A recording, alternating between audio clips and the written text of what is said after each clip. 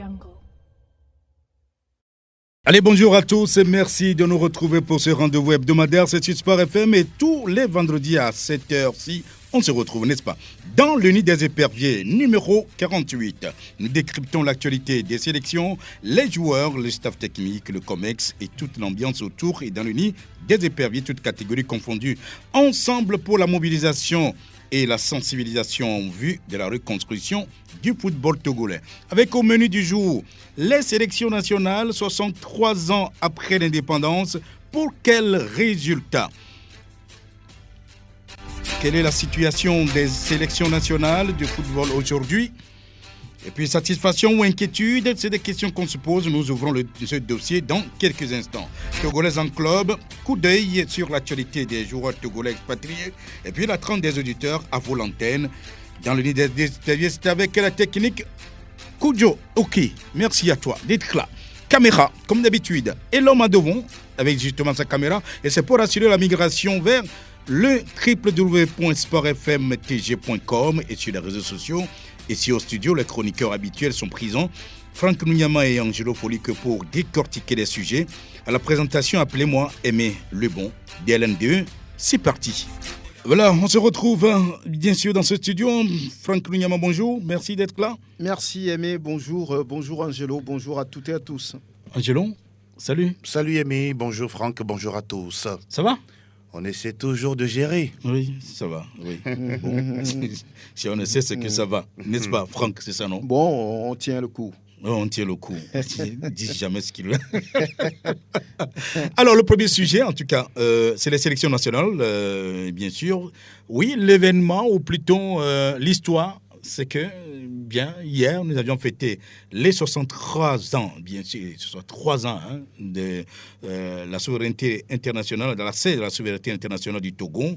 Et naturellement, en sport également, on en parle, on se dit, oui, mais comment ça se fait ? Et peut-on oser une petite historique rapide des sélections togolaises en football, Franck ? Oui, si on parle des sélections togolaises, on doit parler quand même des grands rendez-vous qu'a connu le Togo au niveau de ces différentes sélections. Oui. Et le résumé, naturellement, parle de la première qualification du Togo pour une Coupe d'Afrique des Nations de football en 1972 avec la génération Tommy Sylvestre, les Asiano Tobias, les Haïtégan Damaouzan et tous les autres. Attention, il ne faut pas oublier Kaolo. Kaolo, bien naturellement. Kaolo qui était celui-là qui portait même cette équipe, voilà, pour une première Coupe d'Afrique des Nations. Ensuite, on noterait également l'exploit du Togo avec cette qualification pour la Coupe du Monde 2006 au niveau senior. Les juniors également avaient fait l'exploit de se qualifier pour une Coupe du Monde junior au Chili en 1989. Et puis les cadets également en 2007 avec les Mani, Sapol et puis tous les autres. Donc ces trois dates sont quand même importantes dans la vie du football togolais depuis 63 ans. On ne peut pas les oublier, sans oublier également une première qualification pour les quarts de finale d'une Coupe d'Afrique des Nations de football. C'était en 2013 en Afrique du Sud. Oui, voilà. Quelques grandes dates, bien sûr, indiquées, signalées par Franck Nounyama. Angelo, vous êtes d'accord avec lui ? Oui, naturellement. Je pense qu'on ne pourra pas parler des 63 ans des sports au Togo sans... Du football surtout. Oui, surtout du football. Sinon, sport en général, on risque donc d'aller encore... Oui, ça c'est vrai. Ça reste un autre point de la thématique. Il faut rappeler quand même, Togo indépendant en 60. Déjà en 62, la fédération a tout fait, de foot bien sûr, a tout fait pour être affiliée à la FIFA. Et un an plus tard, c'est l'affiliation à la CAF. Ça veut dire que déjà... quelques petites années juste après les indépendances, le Togo est rentré plein pied, en tout cas en ce qui concerne l'organisation de ce sport devenu roi sur la terre de nos aïeux. Oui, et donc lui, Franck avait donc évoqué tout à l'heure certaines dates d'exploit, si on va dire, du Togo. Mais on pourra également étaler le palmarès justement de cette équipe togolaise. Combien de CAN ? Alors, quand on a jeté un coup d'œil au niveau des participations aux Coupes d'Afrique des Nations, on va revenir à 72. Le premier tour, oui, 84 premier tour, 98 premier tour, 2000, 2002, 2006 premier tour. Et puis, on parlait quand même de cette période de 2013 où le Togo a été pour la toute première fois en quart de finale. En rappelant qu'en 2010, on y était qualifié, mais Oui, on n'a pas pu avec participer la pour ce qu'on connaît. tragédie que l'on connaît très bien, merci de le souligner, en 2006 et 2008, on n'y était pas. Et puis on parlait tout à l'heure de 2013 qui reste mémorable, en tout cas concernant justement cette qualification pour les quarts de finale. Et puis pour un peu élargir le champ, parler également de cette Coupe du Monde, je pense en octobre 2005, où la sélection avait... Elle a arraché sa qualification face en terre aux congolaise. Voilà, le Togo était dans une poule pas des moindres, hein, avec justement le Congo, le Sénégal, le Mali, la Zambie, et que dis-je encore. Et je peux dire que cette date-là mémorable d'octobre 2005, c'était en ce moment où on a vu le peuple entre-temps qui a pris d'assaut, on pourra dire, toutes les rues de la capitale, tout comme à l'intérieur du pays, pour fêter cet événement historique-là. Quand on en parle, c'est comme si c'est encore hier, même si depuis 2006 jusqu'à présent, on est toujours à la recherche d'une énième qualification encore pour la grand-messe du foot mondial. Une énième? Oui. On a été déjà une première fois. Bon, énième, la deuxième. Deuxième, troisième, quatrième, si vous voulez. Oui, ce serait. Oui, mais si c'était une énième, on serait plutôt content. Bon, en tout cas, oui.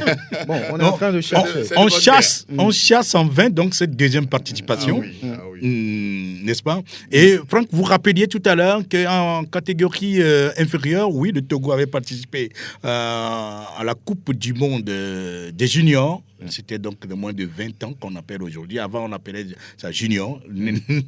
N'est-ce pas? C'était au Chili. Au Chili en 1989. Oui. C'était une qualification, je pense, face à Tunisie, ici au Maroc. Au Maroc, j'allais dire. 87 avec plutôt. 87. Voilà, 87. Précisément. Avec la génération des Wadial Antam, une très belle équipe à l'époque. Les Kekbalo. Oui, les Kekbalo. Les Kekbalo, j'allais dire. Les Bachirou. Les Bachirou, j'allais dire plutôt. Voilà. Wadial Antam, c'est encore récent.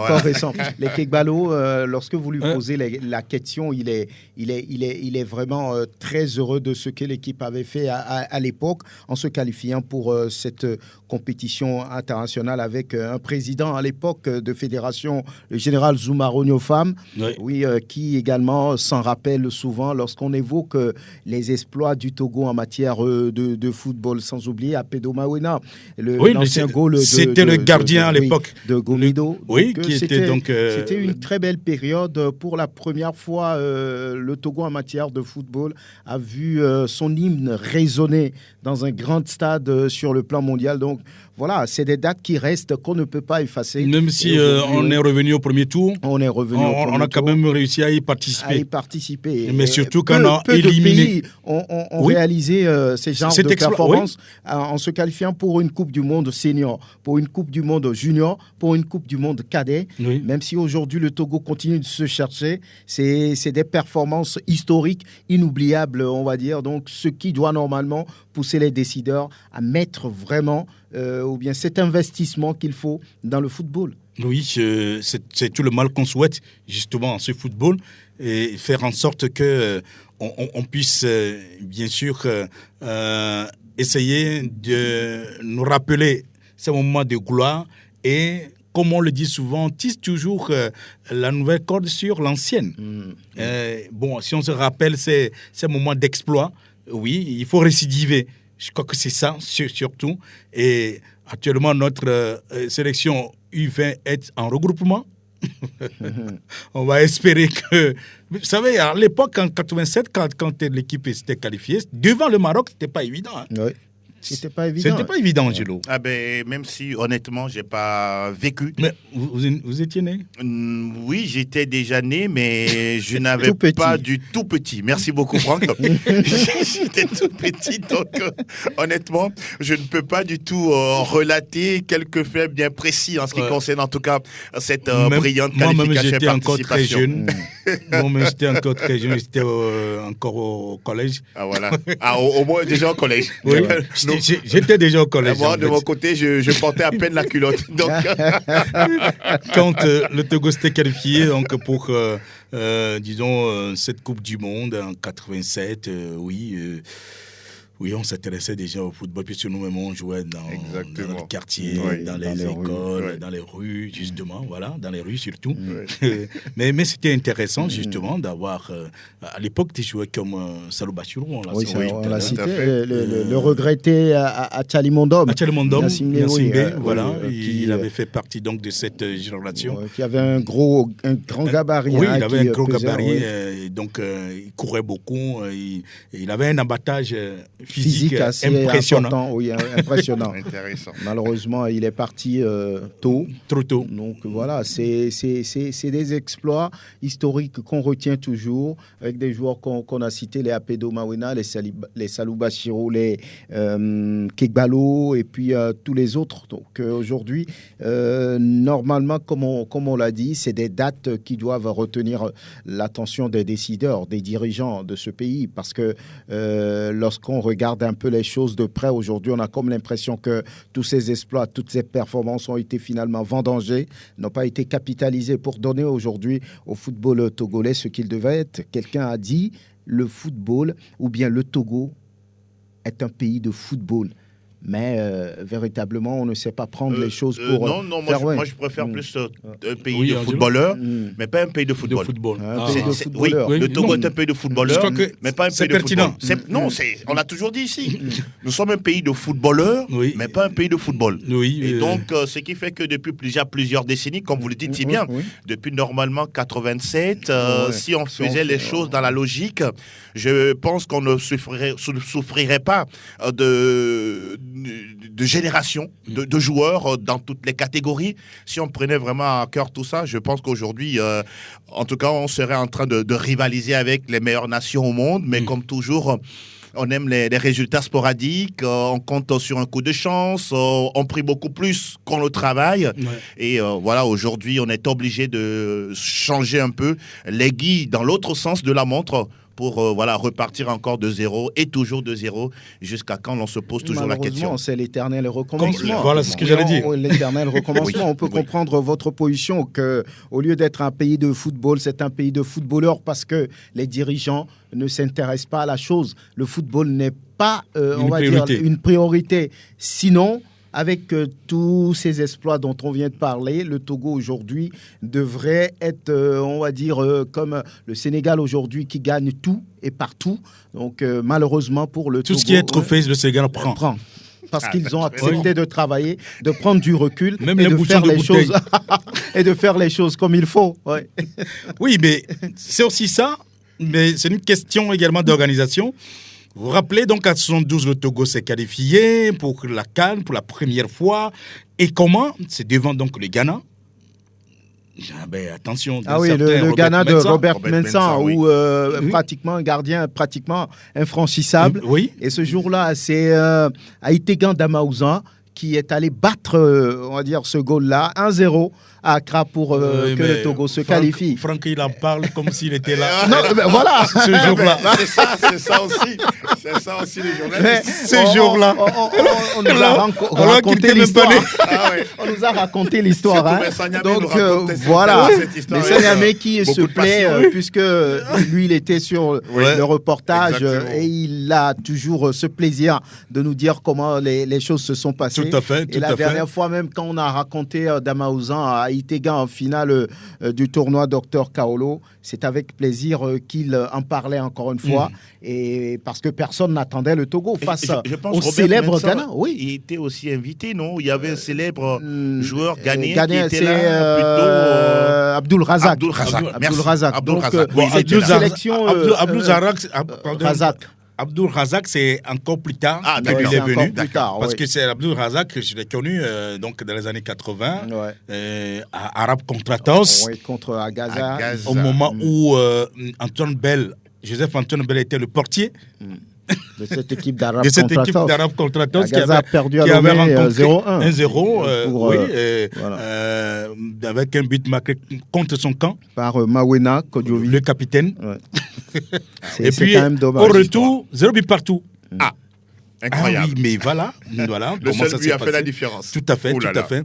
Et puis donc, après 72, il a fallu attendre 14 ans. Oui, mais si vous permettez, on parle un peu de ceux qui ont réussi à faire cet exploit en offrant cette première qualification au Togo en Coupe d'Afrique des Nations, le Tomi Sylvestre. Le on portier on ne peut pas ne pas parler emblématique. de ce monsieur. Oui, de ce monsieur. On ne peut pas ne pas parler de Dr Kaolo, oui. qui était Edmond Apiti, alias Dr Kaolo, qui n'a pas marqué à Accra, mais qui faisait partie des éléments importants de cette équipe du Togo. À l'époque, on parlera également de Tobias Azianou, le spécialiste des coups francs. On parlera d'autres joueurs comme les Oupati, paix à son âme. Et oui, et donc c'était vraiment, vraiment important. Une génération dont on n'a pas beaucoup parlé, mais qui a su réaliser un exploit qui reste quand même historique dans les annales du football togolais et africain. Il y avait Agbala Watekou. Il y a Agbala Watekou également. Et voilà, souvenez-vous, en phase finale, Dr Kaolo fait partie quand même des meilleurs buteurs. Oui. Oui, le Togo était dans le groupe du Cameroun, du Kenya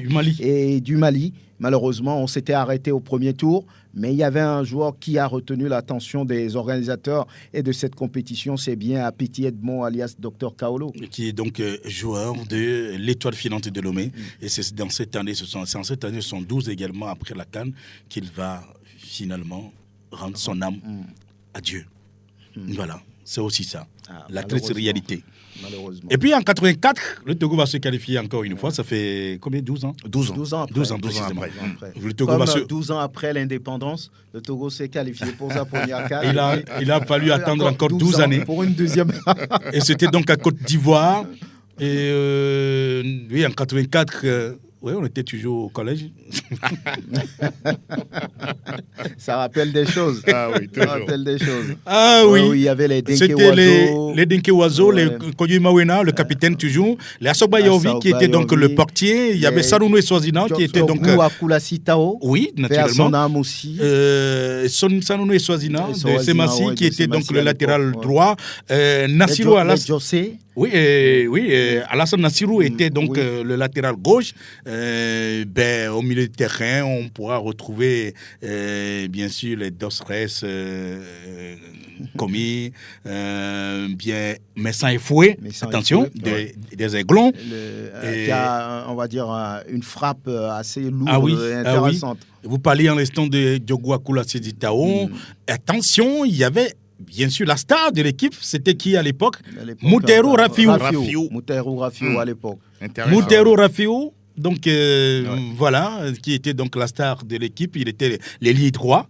Il faisait donc des débordements pas possibles, avec des centres que reprenait aisément Sounoumali. Ah voilà. Le père de l'autre. Oui. Le père de l'autre. Oui. Sounoumali, lui, participait pas vraiment au jeu, mais il marquait. Il suffit de lui donner le ballon au bon moment et il fait ce qu'il doit faire. Ah oui. Et puis je me rappelais, donc il y avait l'ailier gauche, Boukari Sadou. Le père de Razak. De Razak, exactement. Pied gauche magique. Que d'histoire. Que d'histoire. Et puis le numéro 10 à l'époque, c'était Unkali Dossé. Unkali Dossé, oui. Le Togo avait connu des joueurs intéressants, rien à dire. Malheureusement, ils sont un peu dans l'anonymat et il y a beaucoup qui sont déjà dans l'au-delà, malheureusement. Malheureusement, c'est aussi ça. Donc, et après, il fallait attendre encore jusqu'en... 14 ans. 14 ans maintenant. Pour faire 98. Ça fait 98. Au Burkina Faso. Le Togo va se qualifier. Là, c'est un peu plus près de nous. On peut en parler. Maintenant. Et ce qui était mémorable à cette époque, c'est la victoire du Togo sur le Ghana. Sur le Ghana. Là, on a vécu avec en direct. Avec ce but d'anthologie de Koubadia Kader, qui allait comme une fusée. Une fusée qui a amené tout le monde de vitesse et qui allait marquer donc ce but tout seul. Exactement. Oui, je me rappelle en ce moment, dans les buts, c'était pour nous, pour le Togo. Ah oui. Nimobé Waké. Nimobé Waké, Oui. qui avait fait barrage à toutes les tentatives de Charles Akonor ce jour-là, avec des frappes lourdes qui arrivent de partout, de belles envolées, de belles détentes pour sortir ces frappes, pour écœurer toute la sélection ghanéenne. Et on se souvient encore, comme Angelo le dit, ce but qui a pris de vitesse tout le monde, qui a évité le tacle violent de Champong pour aller laisser, on va dire, le défenseur, l'ancien du Bayern, Samuel Koufour, dans le vent et marqué. Mais tout le monde a pris voilà, les rues de Lomé, on s'en souvient. C'était une belle victoire, des moments assez intéressants. Hein. Oui, c'était donc très, très, très émouvant également, puisque le lendemain, pour le troisième match, le chef de l'État, Gnassingbé Yadema, paix à son âme, avait fait dépêcher un avion spécial pour comment dire, amener donc des supporters togolais pour le troisième match, malheureusement. Intéressant. Malheureusement. Ah oui. Le Togo a perdu contre la Tunisie. Ouais. Tout à fait. Ouais. Bon, voilà. C'est aussi ça. Mais aussi en 98, il y avait des joueurs intéressants. On parlait certes de Kader, Oui. mais avec Akpalo Niavo. Un joueur milieu du également terrain. très intéressant. Salou Bachirou. Et Fiao. Gauthier Franck. Oui. Fiao Kofi. Fiao, voilà, c'était une équipe. Voilà quoi. Oui, l'actuel entraîneur de la SOTR. Oui, Ameto Kodoki, qui gérait justement la défense. C'était une formidable équipe. C'était déjà à leur l'époque, épopée. Bon, voilà. C'était leur époque, j'allais dire. Ça a été intéressant. Et puis, bon, le Togo s'est qualifié pour 2000. C'était au Ghana. On est revenu. On a failli, comme d'habitude. On a failli se qualifier pour les quarts de finale, rappelez-vous, au Ghana. Oui, quand le Togo avait battu le Cameroun, futur vainqueur de la compétition, 1-0 sur un but de feu Tchangai Mazamaeso. Et voilà, le Togo avait 4 points comme toutes les autres sélections. Malheureusement, il a fallu mettre en jeu le goal average pour que le Togo soit renvoyé à la maison. C'était tout proche, mais quand même, le Togo a battu le futur vainqueur.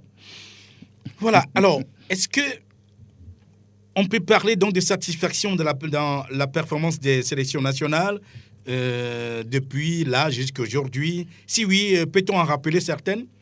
Oui, les satisfactions, c'est d'ailleurs ce qu'on est en train de rappeler lorsqu'on remonte dans l'histoire. La première qualification avec cette génération de Dr Kaolo, la qualification pour les quarts de finale en 2013 avec les Nibombé Daré, les Agassa Kossi, les Adebayor, attention, la star de l'équipe, Senaya Junior et tous les autres. Les Senaya et puis tous les autres. Et puis après, il y a, on va dire, naturellement, cette qualification pour la Coupe du Monde. Personne n'attendait le Togo dans une situation politique compliquée, mais cette qualification est venue dans une certaine mesure arranger les choses parce que là, lorsque vous vous souvenez de ce jour-là, l'équipe était de retour au stade de Kégué. On ne connaissait pas ce qui était du APT, du CAR, de l'UFC. Tout le monde était là pour vivre ce moment ensemble. Le stade était bombé. Bon, voilà. Quand on était arrivé. Donc, oui, puisque j'ai fait partie de la délégation. Voilà. Donc, c'était là les moments heureux, les moments de gloire. Maintenant, après, on n'a pas su capitaliser toutes ces victoires, tous ces exploits. Et le Togo, par la suite, la chute a été violente. Ah oui. Ce qui est également à souligner pour ajouter à ce que Franck disait, c'est qu'à cette époque ou à cette période de réussite, c'est qu'il y avait un savoir-faire.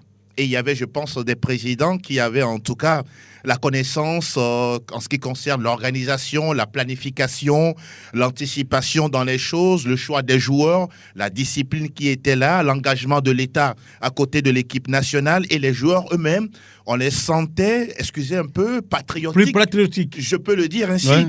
Et tout doucement... Ils savaient ce qu'ils cherchaient. Ils savaient également que le public était derrière eux. Oui. Ils savaient qu'ils avaient donc à rendre compte au public. Et en plus de ça, ils connaissaient la valeur du maillot qu'ils portaient. Ah oui. que ce soit celui qui est sur le banc de touche ou celui qui est titulaire, chacun était investi d'une mission. Et à la tête, c'est vrai, de ces sélections, on a eu des sélectionneurs ou des entraîneurs de poigne, quoi qu'on dise. Ouais. C'est vrai, quand Jovi Mawen est passé par là, Paul Zoubédé également, on peut citer...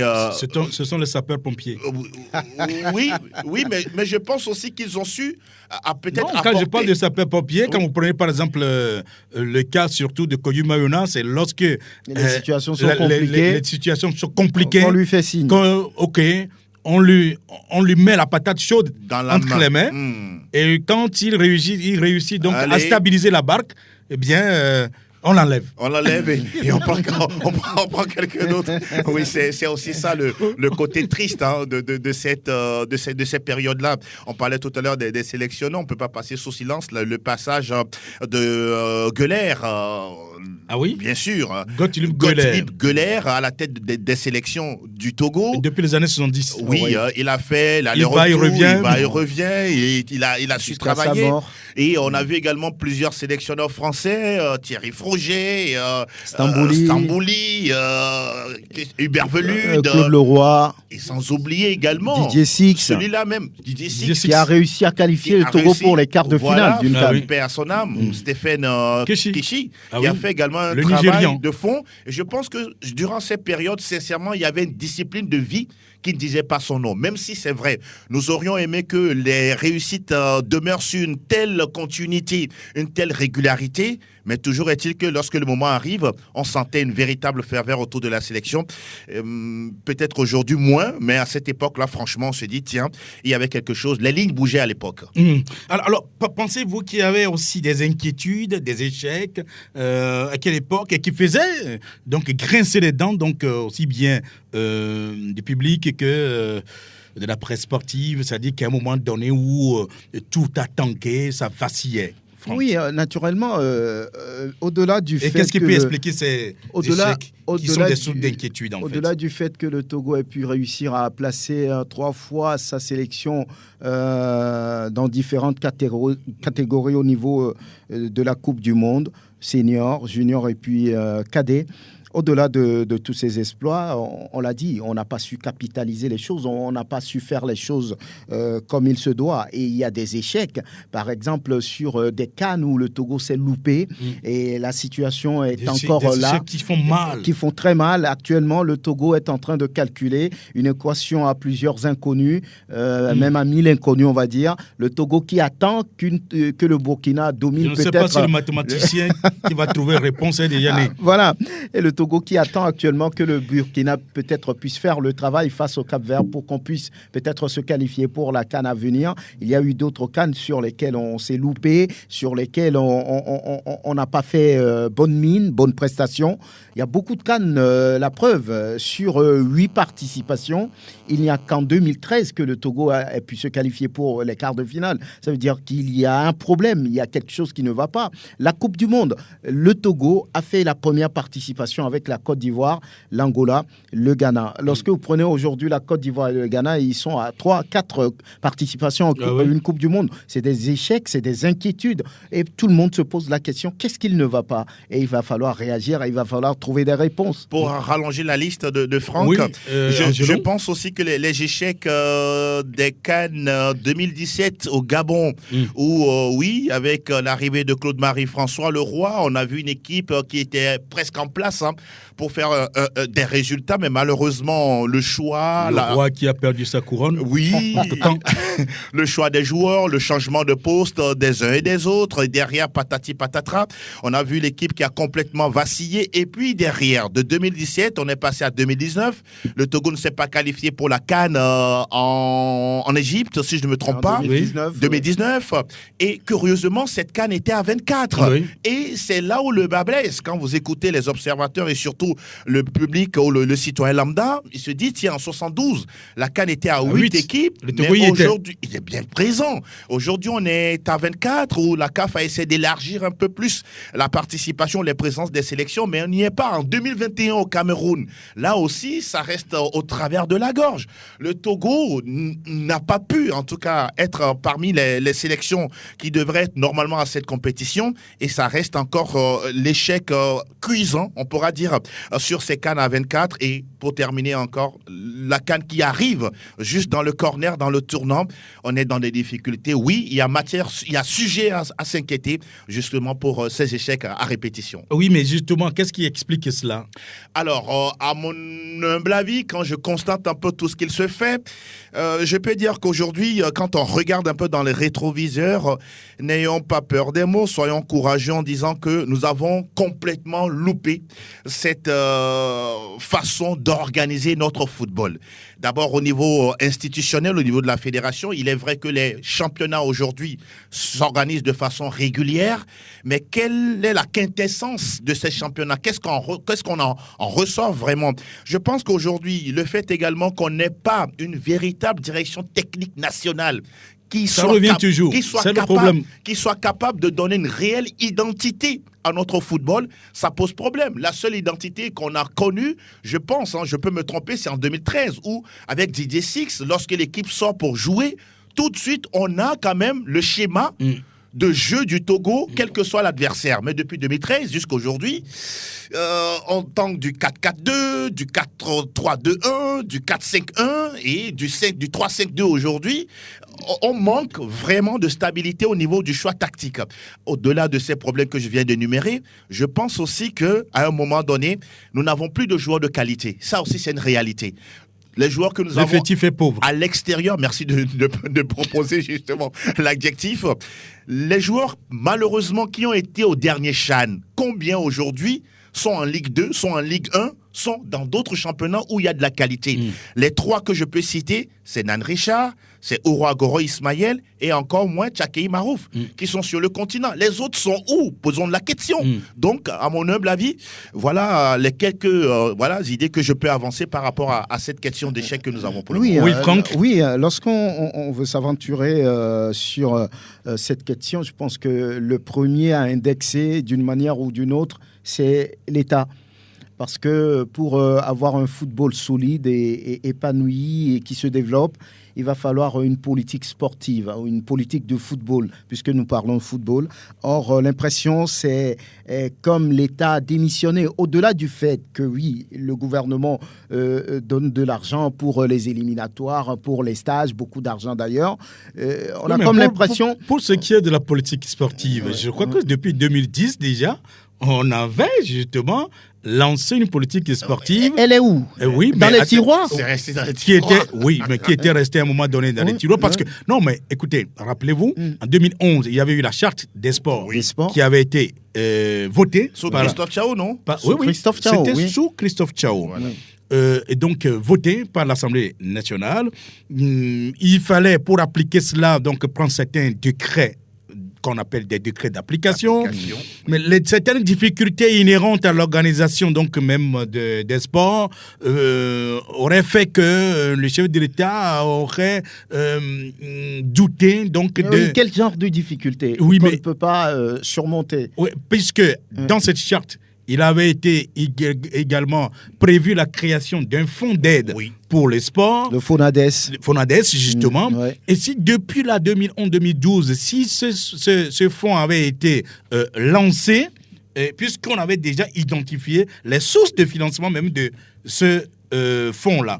Malheureusement, c'est récemment avec Madame Lydie Bessi-Kama, arrivée donc à la tête de ce département, qu'elle a essayé de réveiller d'abord la politique sportive, n'est-ce pas, qui a été reprise et qui a été relancée, et la charte revue, donc ça a été actualisé, comme on le dit, et c'est d'ailleurs ce pourquoi aujourd'hui on parle d'une possible professionnalisation. Oui, mais les choses ne se font pas comme il faut si on veut faire le bilan. On parlait parce qu'on a mis plus de 10 ans. 10 ans à le faire, alors que oui, tout a été fait. Il suffit seulement de voter ce décret d'application, de mettre les choses en route. Le décret d'application, ce n'est même pas à voter. En fait, de prendre ce décret, on peut le dire. Donc, mais on avait déjà commencé à prendre ces décrets qui ont fait, par exemple, qu'il est demandé à chaque fédération de n'avoir que 6 ligues. Oui. Ça, c'est l'un des décrets. La FTF s'est pliée là-dessus.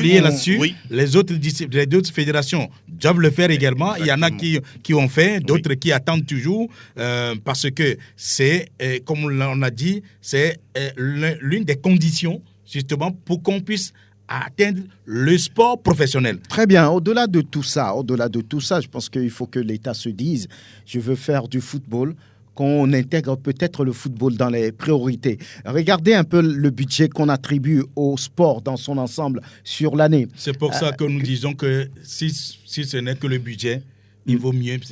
D'abord, c'est insuffisant pour ne pas dire minable. Ouais. C'est pour ça qu'il vaut mieux encourager l'État. C'est 3 milliards, ou bien, si je me trompe. Environ. Oui, environ 3 milliards. 3 milliards alors 5, que quand vous allez chez les voisins de l'Est, c'est à peu près 30 et quelques.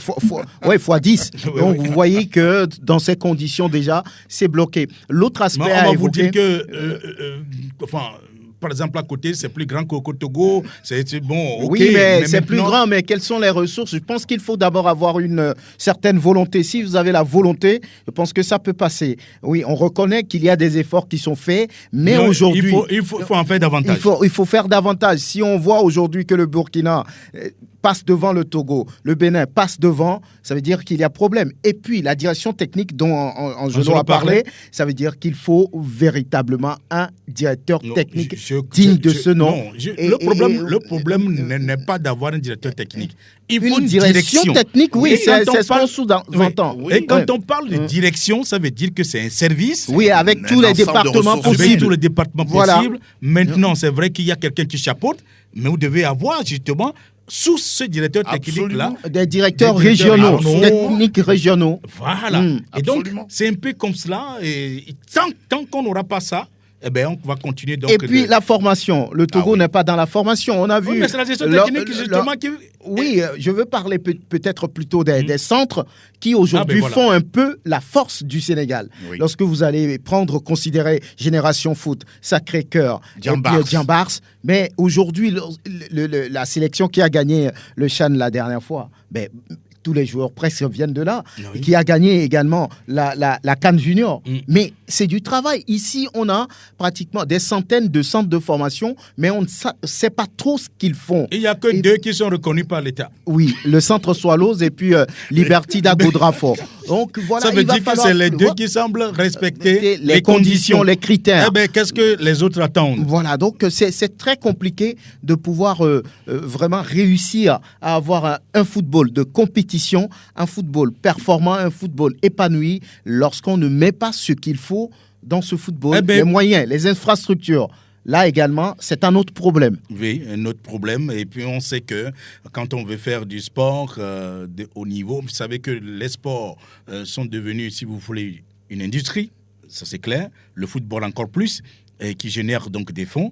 Et pour en faire une industrie, il faut justement professionnaliser. Et donc, ça veut dire qu'il faut capitaliser, il faut investir. Et on le disait tout à l'heure, dans les sélections, ben, on sait qu'il y a des primes. N'est-ce pas? Et justement, cette semaine, c'est une sortie d'un ancien épervier, lui s'appelle Koubadja Kader, justement, qui parle des primes en sélection. On peut donc l'avoir, si c'est possible, du côté de la technique. Concernant l'historique des primes en sélection, les primes de match, le cancer du football africain.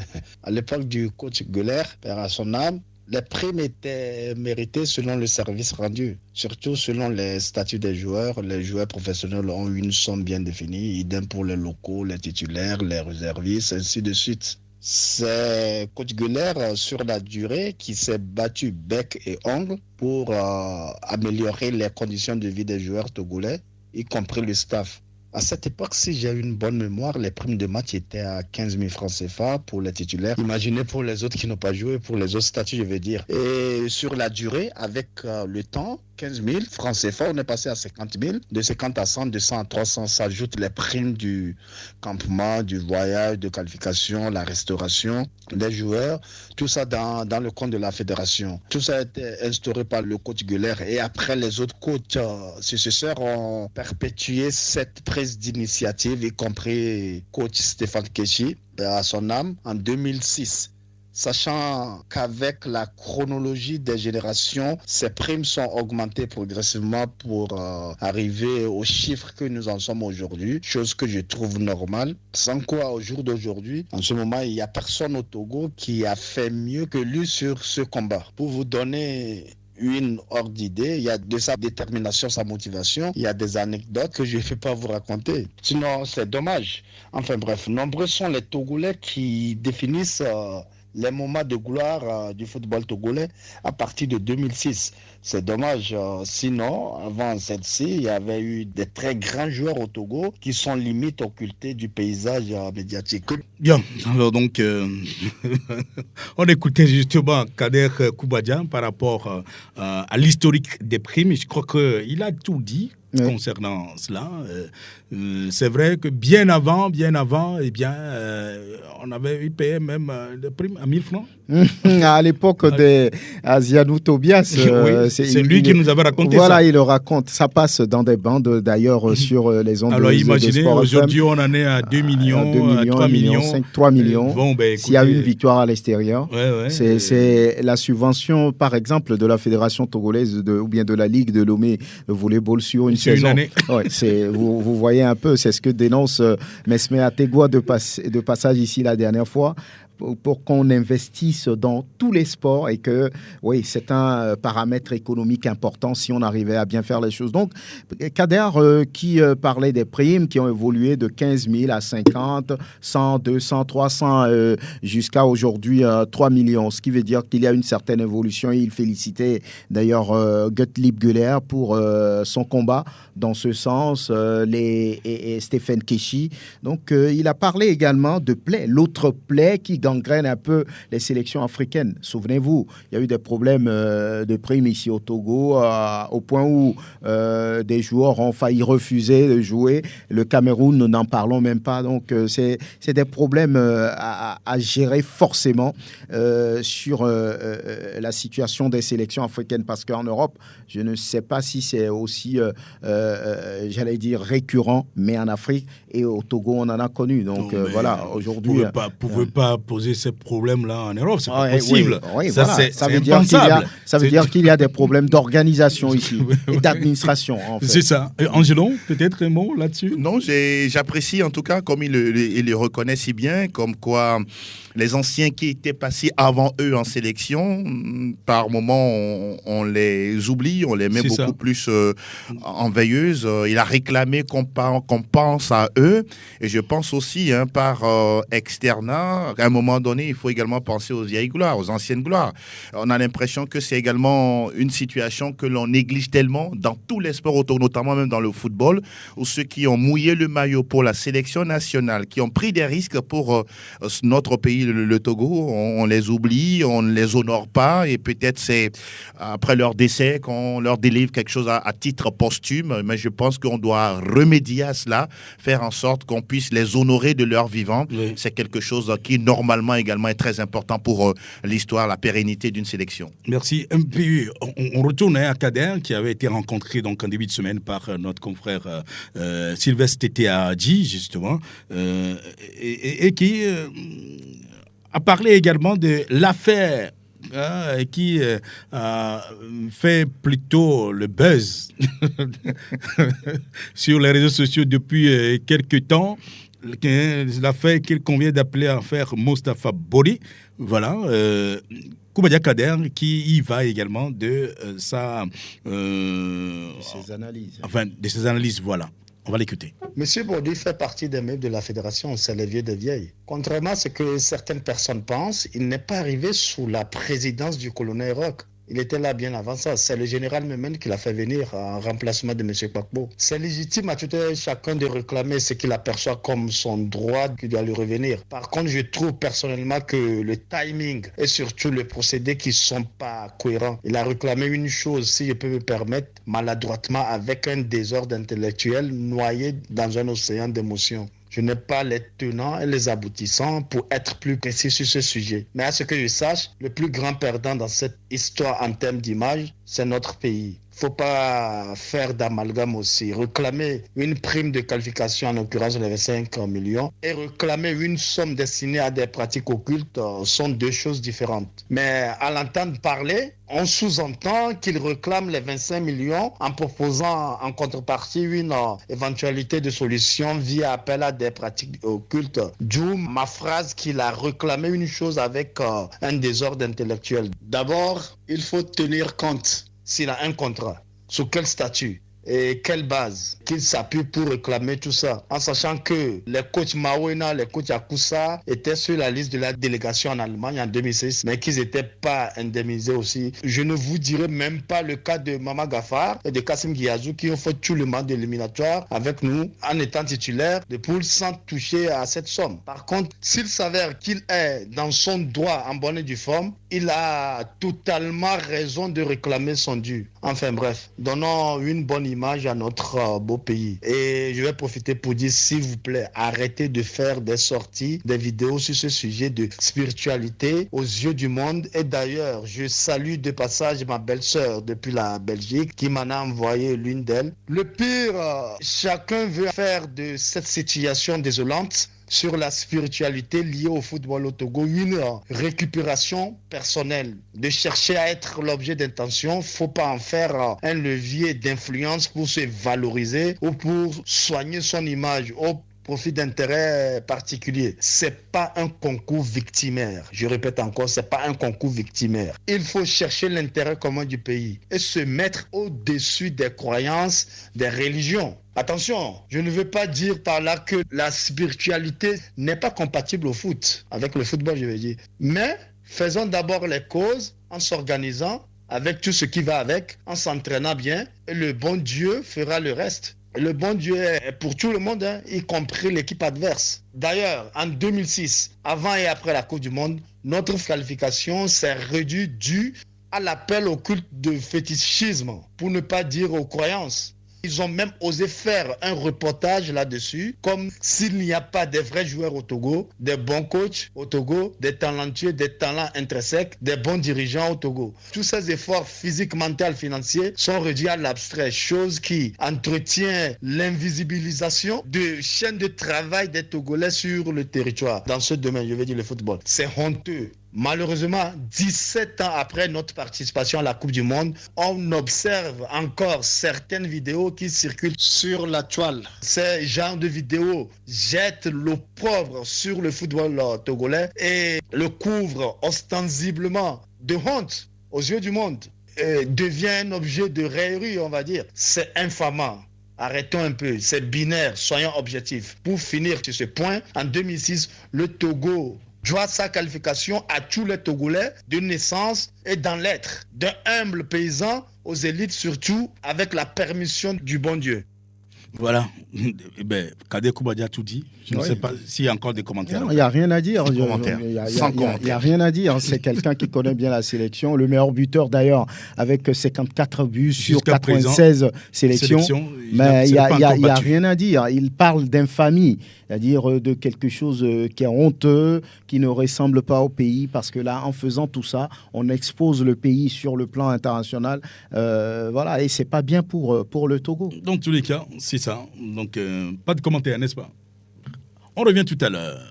Allez, on revient ici et puis on va jeter un coup d'œil sur, naturellement, l'actualité des Togolais de l'étranger. Angelo? Oui, mais on va parler justement de 3 joueurs, notamment Oroagoro Ismaël avec son club de Saint-Georges. Hein, il en a marqué encore, oui. Il a marqué pour le compte de la 21e journée du championnat d'Éthiopie. Le club de Saint-Georges d'Ismaël Oroagoro a battu l'adversaire en face 2-1. Ça, lui, quoi, il a marqué un but de 25 mètres, d'un 25 mètres pour battre le portier adverse. Oui, mais c'est ce qu'on lui aurait demandé de faire ici en 20. Ça lui fait 20 buts déjà en sélection, pardon, pas en sélection, mais 20 buts en championnat en 21 matchs disputés. Voyez-vous, 20 buts en 21 matchs. Voilà. Et bon, On cherchait juste un ou deux en sélection, on n'en trouve pas. Bon, alors. Loïc Bessilé, oui, lui, il sera de retour de près de Charleroi. Il voilà, puisque son contrat avec son club court jusqu'au 30 juin 2025. Entre-temps, il a été prêté à CAS Eupen. Et donc, Charleroi va récupérer justement son joueur. Et puis, on va terminer avec Kevin Denke, avec son club de Cercle Bruges, passeur décisif sur le 3e but, justement, de son équipe qui se qualifie pour les playoffs de la compétition. On rappelle que Kevin Denke est en 32 matchs, championnat régulier déjà bouclé. Ça lui fait 9 buts marqués, 8 passes décisives en championnat. En tout cas, c'est pas mal tout ça. En 32 matchs seulement. Franck, c'est pas mal. Ouais, pas du tout, c'est pas mal. Sauf qu'il faut marquer en sélection. En sélection, c'est là où on les attend surtout. C'est vrai qu'ils sont en train de satisfaire leurs employés, mais il va falloir, leur employeur, j'allais dire, mais il va falloir marquer en sélection. C'est tout le mal qu'on leur souhaite. Et puis, c'est la transition qui nous amène donc aux éditeurs. À vous l'antenne, et bon, si ça y est, 92 03 60 31, 97 24 26 26, le premier auditeur qui se signale, on va l'avoir. Bonjour. Allô, bonjour, c'est Rachid. Ah, c'est notre ami Rachid. Comment tu vas? Oui, je me porte très bien. Je salue tout le monde. Bonjour Rachid. Merci. Bonjour. Bonjour. Oui, moi, ce que je vais dire, c'est que Koubada Kader vient d'expliquer. N'allons pas cacher derrière que c'est à cause du Bordeaux que nous ne gagnons pas. Non. Bordeaux n'est pas Dieu. C'est ça.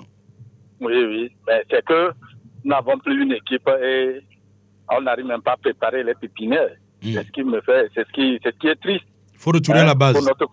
Oui, il faut qu'on retourne plus de 63 ans. Le Togo s'est qualifié pour la Coupe du Monde une seule fois. Regardez, on a raté combien de CAN. La CAN a 16 équipes, le Togo, au moins, y participe. Même à 8. On arrive à oui, même à 8. Aujourd'hui, maintenant, la CAN est devenue à 24 équipes, on n'arrive même pas à participer. C'est honteux. C'est gravissime. Il faudrait, oui, nos gens n'ont qu'à revenir sur terre. Très bien. De copier ce que les autres font. Oui, s'ils ne veulent pas le faire, ils n'ont qu'à au moins s'approcher de vous, apprendre aussi auprès de vous comment on peut faire pour que les choses puissent s'améliorer. Bien. Nous allons encore rester plus de 64e fête de l'indépendance, dire que non, que le Togo, on n'évolue jamais. Tout le temps, on est toujours en arrière. Bonne émission. Merci beaucoup, Rachid. C'est votre point de vue. C'est respecté. Auditeur, bonjour. Bonjour, Gérard Serassi. Gérard. Oui. Mon cher cousin, comment tu vas?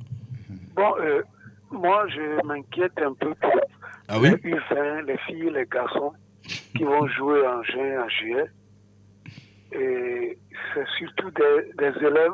La plupart sont des élèves. Oui. Et comment on s'arrange pour jouer les compétitions là en juin, en juillet, dans la période d'examen? Au même moment, c'est ça, disons, la programmation de l'organisation, en tout cas de la CAF, de l'UFOA, tout ça là, mais on ne peut rien. Donc, on ne peut rien? C'est-à-dire quoi? Que dans tous les cas, on s'organise, chaque pays s'organise. C'est la même chose également là-bas. Les examens, aussi bien, je ne sais pas, au Niger, au Burkina Faso, c'est aussi également en juin, juillet. Et c'est-à-dire que tout le monde se retrouve dans la même situation. Ok. Donc, c'est vous qui parlez, donc je suis rassuré. Non, mais c'est vrai ce que je vais vous dire en plus. Et puis bon, mais c'est vrai que la fédération également a envoyé ou envoie naturellement des correspondances à ces écoles, justement via les directions des sports, pour pouvoir obtenir l'autorisation donc pour ces filles-là de rejoindre la sélection. C'est ce qui se fait en tout cas à mon... c'est ce que je sais. Ok, merci. Pour de l'autre côté, Kader Koubaya a tout dit, donc merci à vous. Sans commentaire aussi pour vous, n'est-ce pas? Sans commentaire. Gérard, merci beaucoup. 92 03 60 31 ou 97 24 26 26. Y a-t-il encore quelqu'un qui se manifeste? Attention, non, il est presque l'heure.